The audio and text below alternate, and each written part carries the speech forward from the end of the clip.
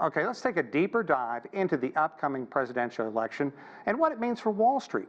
Sean Stein Smith now joins us. Sean's an associate professor at Lehman College at City University of New York. Sean, welcome back. It's good to see you. A lot to get into here. We know that Wall Street likes to hedge its bets, and donations are pouring in to both candidates. Harris is riding the crest of near market records, and Trump is, of course, promising tax cuts for the rich. So at this hour, who do you think Wall Street is throwing its support behind to the greatest degree? So, evening, Sean. Happy to be back with you. And, in obviously the banks and other financial institutions do always try to hedge their bets. But I would say, to your point earlier, that the Harris-Walz campaign is viewed as more of a continuation of current policies. But I would forecast that there are going to be more direct oversights and more direct sort of regulation out of a Harris White House as opposed to the Trump White House.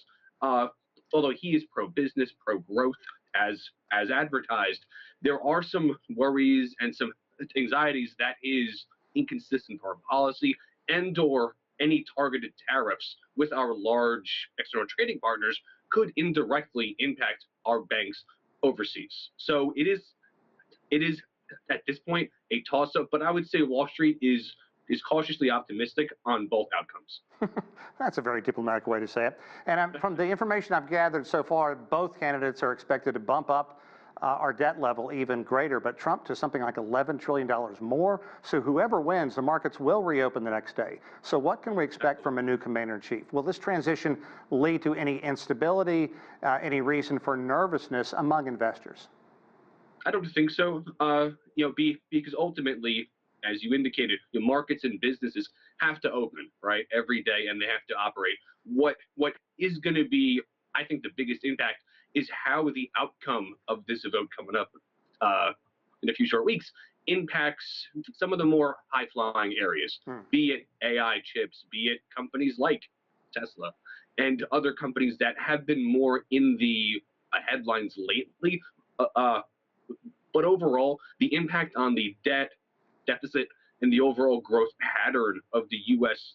economy at large, I don't think will ultimately vary that much either way, based on internal factors and external factors. Okay, so how are the firms preparing for a second Trump term or a new Harris administration? We are talking significantly different measures from the two candidates. And you said, of course, the markets have to open, but that is presuming the election and its aftermath goes smoothly and peacefully.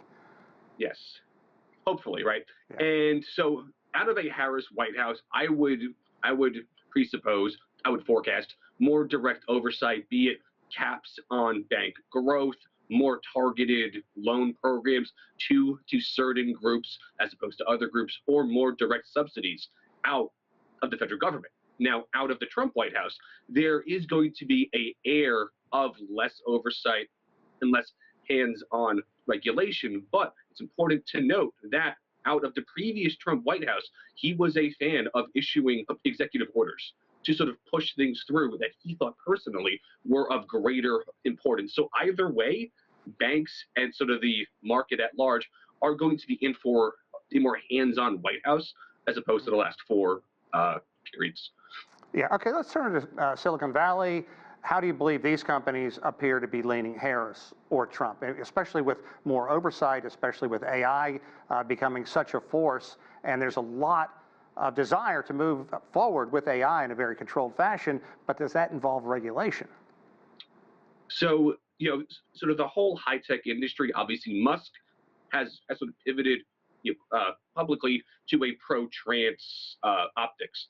But overall, the sort of bigger tech firms, and I would say really honing in on firms that are involved in AI, blockchain, crypto assets, are going to be more optimistic if there is a Trump White House, right? Because Harris and her team, both now and over the last couple of years, have been quite adamant of the need and their desire to more directly regulate how these industries grow. And any high growth, high investment industry does have to have guardrails, but it is a fine line towards regulating and then regulating to the extent that you sort of stifle innovation. So overall, I would say high-tech companies are more pivoting towards a Trump White House only because they have the view that a Trump White House is more hands-off in terms of how these companies can develop, market products, and then bring those products out to the marketplace. Okay, let's not forget crypto either. It was barely an afterthought a decade ago, and now the industry has a lot on the line. It's sinking a lot of money into ads and clearly has a lot at stake. Now, Trump had an early lead among the big crypto leaders, but has that changed because Harris did make a big push to get into this? Absolutely, and the crypto industry is the #2 industry in terms of overall lobbying dollars this election cycle. And I would say that the early Trump lead in crypto has still held up. Obviously, Harris and her team have made several overtures. They've had their Crypto for Harris campaign meetings and all the rest. But I would say Trump is still out front in terms of that industry, of that marketplace, because he was the first one to make outreaches or overtures to that industry. And as you introduced earlier, he has actually launched a project in this space. Okay, finally, what are both tech and finance sectors expecting in terms of changes to international trade policies? How much time do we have, Sean? No, but I would say that either way, right? Be it a Harris White House or a Trump White House, the overall expectation is that over the next 4 to 8 years, possibly, there is going to be more of a confrontational approach, be it with Russia, China, India, or the European Union.